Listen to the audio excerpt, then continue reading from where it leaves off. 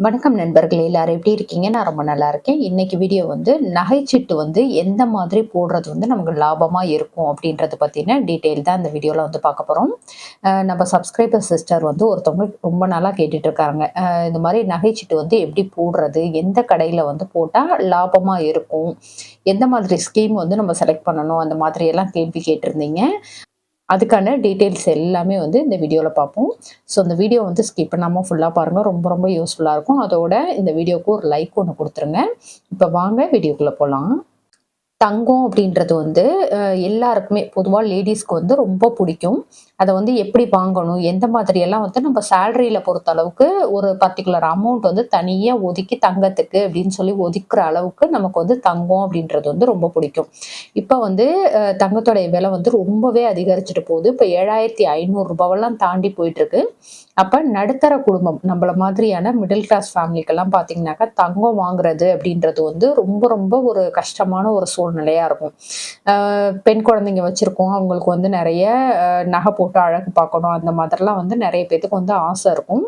ஆனா, அத வாங்குற அளவுக்கு இப்ப வந்து விலைவாசி வந்து ரொம்பவே அதிகரிச்சிருச்சு. தங்கத்தோடைய 1 கிராம் ரேட்டே பார்த்தோம்னாக்கா ரூ. 7,500 தாண்டி போயிட்டுருக்கு அப்படின்றதுனால, நமக்கு தங்கத்த வாங்கணுமா அப்படின்றது மாரி ஒரு எண்ணம் இருந்தாலும், ஆனா கண்டிப்பா நம்ம குழந்தைங்களுக்கு தங்கம் வாங்கி வைக்கணும். ஒரு இன்வெஸ்ட்மென்ட்டுக்காகவாவது வாங்கணும் அப்படின்றது மாதிரி தான் நெறைய பேர் வந்து நெனச்சிட்டு இருக்கிறோம்.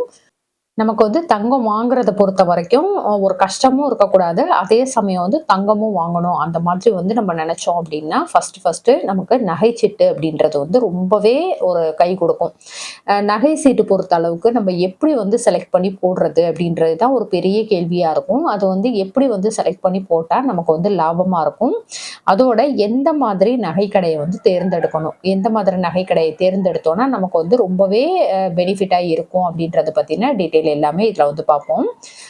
பொதுவா நகைச்சீட்டு அப்படின்னு பார்த்தீங்கன்னா, பல விதமா இருக்கு. பலவிதமான நகைச்சீட்டு இருக்கு. அதுல வந்து எத வந்து நம்ம சூஸ் பண்ணணும்? இப்ப நம்ம வந்து ஒரு பர்ட்டிகுலர் அமௌண்ட் கொண்டு போய் மாசம் கட்டுறோம். ஒரு 5,000, 10,000 இப்படி வந்து தங்கத்துக்குன்னு சொல்லி கட்டுறோம் அப்படின்னா, அதுல வந்து நமக்கு கொஞ்சமாவது லாபம் இருக்கணும். அப்ப எந்த மாதிரியான நகைச்சீட்டு வந்து லாபமா இருக்கு அப்படின்றத வந்து நமக்கு தெரிஞ்சு தேர்ந்தெடுக்க தெரியணும். அப்பதான் நம்ம கட்டுற காசுக்கு வந்து கரெக்ட்டா நம்மளால வந்து தங்கம் அப்படின்றத வந்து சேவ் பண்ண முடியும். பொதுவா நகைச்சீட்ட வந்து எப்படி தேர்ந்தெடுக்கிறது அப்படின்றத வந்து இப்ப பார்க்கலாம். இதுல வந்து பலவிதமான நகைச்சீட்டு வந்து இருக்கு. அதுல என்னென்ன வந்து எப்படி எப்படி ஸ்கீமோட இருக்கு அப்படின்றத பத்தின டீட்டெயில் பார்க்கலாம். ஃபர்ஸ்ட் வந்து பணமா வரவு வைக்கிறது. இது பொறுத்த அளவுக்கு பார்த்தீங்கன்னா, நம்ம கொண்டு போய் ஒரு 1000மோ, 2000மோ, 5000மோ இந்த மாரி நம்மளால என்ன அமௌண்ட் முடியுதோ, அத கொண்டு போயி நகை சீட்டு அப்படின்றதுக்கு வந்து கட்டிட்டு இருப்போம். ஏதாவது ஒரு பிரபலமான கடையிலயோ, இல்ல ஒரு சின்ன கடையிலயோ ஏதோ ஒண்ணு நமக்கு எது வந்து பக்கத்துல இருக்கு அப்படின்றது மாதிரி நம்ம வந்து கட்டிட்டு இருப்போம். அத வந்து அவங்க பணமாவே வரவு வைப்பாங்க. இப்ப 5000 கட்டுறோம் மாசம் அப்படின்னா, ஒவ்வொரு மாசத்துக்கும் 5000, 5000, 5000ன்னு சொல்லிட்டு அவங்க வந்து பணமா வரவு வச்சுட்டு இருப்பாங்க. இதுல வந்து நமக்கு என்ன லாபம் இருக்கு அப்படின்றது பார்த்தீங்கன்னா, நமக்கு வந்து அந்த ஸ்கீம் என்ன குடுத்துருக்காங்க அப்படின்றத கண்டிப்பா நம்ம வந்து செக் பண்ணணும். இதுல பணமா கட்டிட்டு இருக்கோம் அப்படின்னா, ஃபைனலா வந்து நம்ம நகை எடுக்க போறப்போ, அதுக்கான என்னென்ன வந்து சொல்லியிருக்கிறாங்க அப்படின்றத வந்து டீட்டெயில்டா கேட்டு தெரிஞ்சுக்கணும்.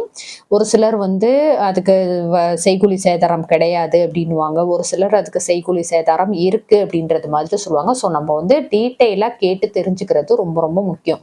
ஒரு கடையில போய் நகைச்சீட்டு போடுறோம் அப்படின்னா, நம்ம சும்மா ஏனோ தானோன்னு போட்டு வந்துரக்கூடாது. அந்த நம்ம எந்த ஸ்கீம் வந்து செலக்ட் பண்ணியிருக்கோமோ, அதுக்கு என்ன வந்து பெனிஃபிட் குடுக்குறாங்க அப்படின்றத வந்து டீட்டெயில்டா நமக்கு வந்து தெரிஞ்சிருக்கணும். அதுக்கடுத்து தங்கமா வரவு வைக்கிறது. இது வந்து என்னைய பொறுத்த அளவுக்கு பார்த்தீங்கன்னாக்கா, ரொம்ப ரொம்ப பெனிஃபிட்டான ஒரு ஸ்கீம் அப்படின்னு சொல்லுவேன். ஏன் அப்படின்னா, மாசம் மாசம் நம்ம வந்து பணம் கட்டுவோம். அதுல என்னைக்கு தங்கத்தோடைய ரேட் வந்து குறையுதோ, அன்னைக்கு கொண்டு போய் நம்ப இந்த சிட்ல வந்து பணமா கட்டுறப்போ, நமக்கு அன்னைக்கான ரேட்டு படி தங்கமா வரவு வச்சு குடுப்பாங்க. இதுல வந்து நமக்கு என்னைக்கு வந்து மார்க்கெட் ரேட்ல வந்து தங்கத்தோடைய விலை குறையுதோ, அன்னைக்கு கட்டுறது வந்து ரொம்பவே பெனிஃபிட்டா இருக்கும். இப்ப திருச்சிய பொறுத்த அளவுக்கு பார்த்தீங்கன்னாக்க, தங்கத்துல வரவு வைக்கிற சீட்டு அப்படின்றது வந்து நெறைய ஷாப்ல இருக்கு. ஆனா, இப்ப நான் போடுற ஷாப்ல எல்லாம் பார்த்தீங்கன்னா, அதுக்கு வந்து செய்கூலி சேதாரம் டோட்டலாவே கிடையாது. ஜிஎஸ்டியுமே வந்து கிடையாது. ஸோ, நமக்கு வந்து அது ரொம்பவே பெனிஃபிட்டா இருக்கும். அப்ப எதுவுமே இல்லாம ஈஸியா வந்து நம்மளால நகை எடுக்க முடியும். மாசம் மாசம் நம்ம கட்டுற தொகைக்கு சேர்ந்திருக்க அளவு பொறுத்து நம்ம வந்து நகையா சூஸ் பண்ணிக்க முடியும். ஸோ இது மாரி ஒரு ஸ்கீம் வந்து உங்ககிட்ட இருக்கா? உங்க ஊர்ல இருக்கா? அப்படின்றத வந்து கேட்டு தெரிஞ்சுக்கோங்க. அதுக்கடுத்து வந்து ரூ. 100 கூட தங்கம் வாங்கலாம் அப்படின்றது மாதிரியான ஸ்கீம் வந்து நிறைய ஷாப்ல வந்து கொடுத்துருக்குறாங்க. அதாவது டிஜி கோல்டு அப்படின்றது இப்போ பார்த்தீங்கன்னா, போத்தீஸ் ஸ்வர்ண மஹால்ல கூட டிஜி கோல்டு அப்படின்றது வந்து இப்போ புதுசா குடுத்துருக்காங்க. இது பத்தின டீட்டெயில் வந்து நெறைய பேர் கேட்டுட்டு இருக்கிறீங்க. கண்டிப்பா போஸ்ட் பண்றேன். அதுக்கடுத்து வந்து செய்கூலி சேதாரத்துல 50% தள்ளுபடி அப்படின்றது மாதிரியான ஸ்கீமும் இருக்கு. நம்ப ஒரு கடையில போய் நகைச்சீட்டு போட போறோம் அப்படின்றப்போ, என்ன சிட்டு வந்து ஏன்னா ஒரு கடையில பார்த்தீங்கன்னா 2, 3 விதமான சிட்டு வந்து போடுறாங்க. அப்ப எது வந்து நமக்கு பெனிஃபிட்டா இருக்கும் அப்படின்றது மாதிரி நம்ம வந்து கேட்டு தெரிஞ்சு போடணும். இப்ப செய்கூலி சேதாரம் வந்து 50% தள்ளுபடி ஃபைனலா நம்ம எடுக்கிறப்போ அப்படின்றது மாதிரியான சிட்டு இருக்கும். அதுக்கடுத்து பார்த்தீங்கன்னா, செய்கூலி சேதாரம் இல்லாத நகைச்சீட்டு. செய்கூலி சேதாரமே கிடையாது. நீங்க எடுக்கக்கூடிய நகைக்கு வந்து தங்கத்துல வரவு வச்சிருந்தாலும் சரி, இல்ல பணமா கட்டியிருந்தாலும் சரி, செய்கூலி சேதாரம் இல்ல அப்படின்றது மாதிரி சொல்லுவாங்க. அந்த மாரி நகைச்சீட்டு இருக்கா அப்படின்றத வந்து பார்த்து தெரிஞ்சுக்கணும். அதுக்கடுத்து வந்து ஒன் டைம் இன்வெஸ்ட்மெண்ட். இப்ப நம்மகிட்ட பல்கா ஒரு ரூ. 1,00,000 பணம் இருக்கு. வெளியில வந்து சிட்டு போட்டேன். இல்ல எனக்கு வர வேண்டிய பணம் வந்தது. அத வந்து தங்கமா வாங்கணும் அப்படின்றது மாரி நெனச்சீங்கன்னா, இந்த ஒன் டைம் இன்வெஸ்ட்மென்ட்ல வந்து ஒரே டைமா நம்ம அந்த பணத்த கட்டி, அன்னைய டேட்டுக்கு நம்ம வந்து தங்கமா வாங்கிக்க முடியும். அதாவது தங்கமா வரவு வச்சு ஒரு பாண்ட் மாரி குடுத்துருவாங்க.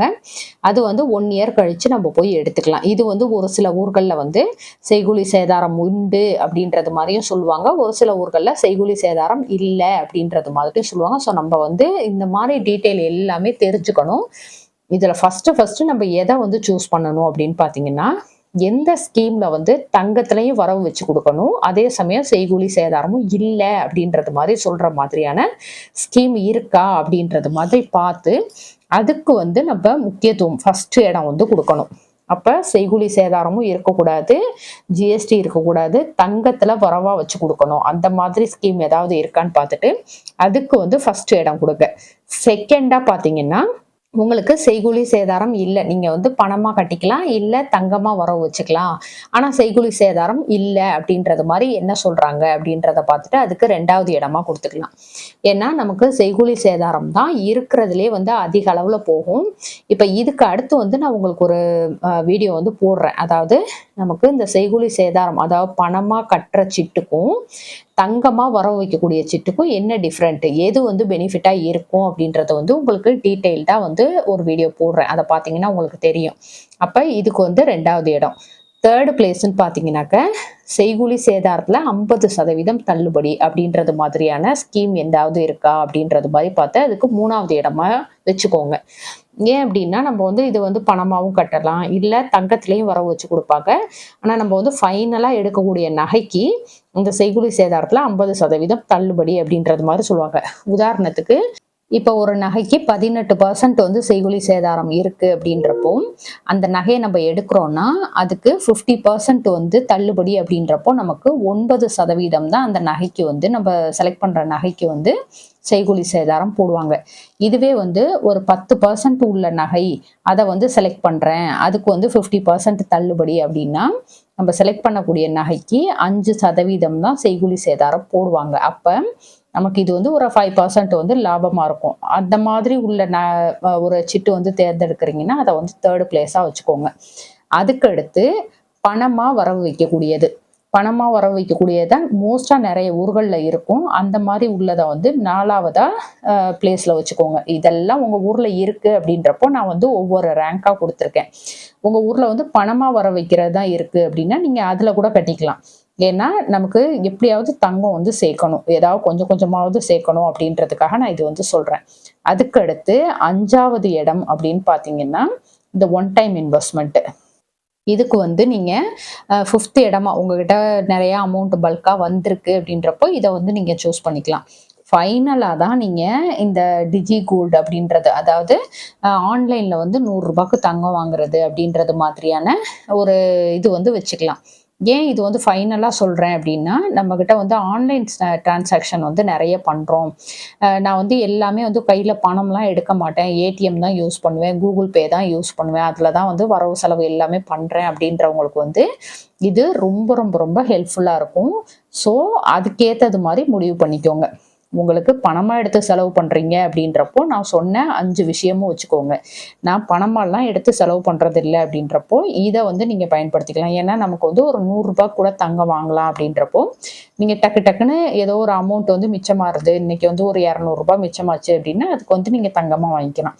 இல்லை இன்னைக்கு வந்து ஒரு ₹100 எனக்கு மிச்சமாச்சு அப்படின்னா ₹100க்கு வந்து தங்கமாக வாங்கிக்கலாம். ஸோ அதுக்கேற்றது மாதிரியான ஒரு சிட்டு ஸ்கீம் தான் இந்த ₹100க்கு தங்கம் வாங்குறது அப்படின்றது. நான் முன்னாடியே சொன்னது மாதிரி ஃபர்ஸ்ட் எந்த சீட்டு வந்து தேர்ந்தெடுக்கலாம் அப்படின்னு பார்த்தீங்கன்னா, இந்த தங்கத்துல வர வைக்கக்கூடிய சீட்டு அப்படின்றது வந்து ஃபர்ஸ்ட் இடமா வச்சுக்கோங்க. இது உங்க ஊர்ல இல்லை அப்படின்ற பட்சத்துல 2வது இடமா இந்த செய்கூலி சேதாரம் இல்லாத சீட்டு ஏதாவது இருக்கான்னு பார்த்து 2வது இடம். அதுக்கடுத்து செய்கூலி சேதாரத்துல 50% தள்ளுபடின்றது 3rd பிளேஸ். இல்லை எங்க ஊர்ல இது மாதிரி எந்த ஸ்கீமும் இல்லை, பணமா கட்டுறது தான் இருக்கு அப்படின்னா நீங்க அதை வந்து சூஸ் பண்ணிக்கிறது நல்லது. நான் முன்னாடியே சொன்னது மாதிரி கொஞ்சமாவது தங்கம் சேமிக்கணும் அப்படின்னா நம்ம ஏதாவது ஒரு இதுல பணம் வந்து அடைக்கணும். அதாவது பணம் வந்து கட்டணும். கட்ட ஆரம்பிச்சாதான் நமக்கு அது வந்து தனியா ஒரு அமௌண்ட் போயிட்டே இருக்கும், ஒரு சேவிங்ஸா இருக்கும். இல்லை நான் ஃபைனலாக வந்து எடுத்துக்கிறேன், என்கிட்ட மிச்சமா இருந்தா பார்த்துக்கலாம் அப்படின்றது மாதிரி இருந்தோம்னா தங்கத்தோடைய விலை ஒரு சைடு அதிகரிச்சுக்கிட்டே போகும், நம்மளால தங்கம் அப்படின்றது சேமிக்க முடியாது. ஸோ அதுக்காக தான் சொல்றேன். இந்த மாதிரி வந்து தங்க நகை சீட்டு வந்து தேர்ந்தெடுக்கணும். இதை வந்து நல்லா புரிஞ்சுக்கோங்க. அதுக்கடுத்து எந்த கடையை தேர்ந்தெடுப்பது அப்படின்றது வந்து நிறைய பேர் கேட்கக்கூடிய கேள்வி இதுதான். எங்க ஊர்ல வந்து ஜிஆர்டி இருக்கு, மங்களன் மங்கள் இருக்கு, இந்த மாதிரி வந்து நிறைய சொல்றீங்க. இதுல வந்து எது பெஸ்டா இருக்கும் அப்படின்றது மாதிரி. என்னைய பொறுத்த அளவுக்கு இந்த கடை தான் பெஸ்ட், அந்த கடை தான் பெஸ்ட்டுன்னு நான் எப்பயுமே சொல்ல மாட்டேன். என்னைய பொறுத்த அளவுக்கு பார்த்தீங்கன்னா, நான் தங்கத்தோடைய குவாலிட்டி வந்து பார்ப்பேன். கரெக்டான எடை கிடைக்குதா அப்படின்றது வந்து பார்ப்பேன். அதாவது நமக்கு வந்து கரெக்டான அந்த பில்லுல உள்ள எடை வந்து நமக்கு கொடுக்குறாங்களா அப்படின்றது வந்து பார்ப்பேன்.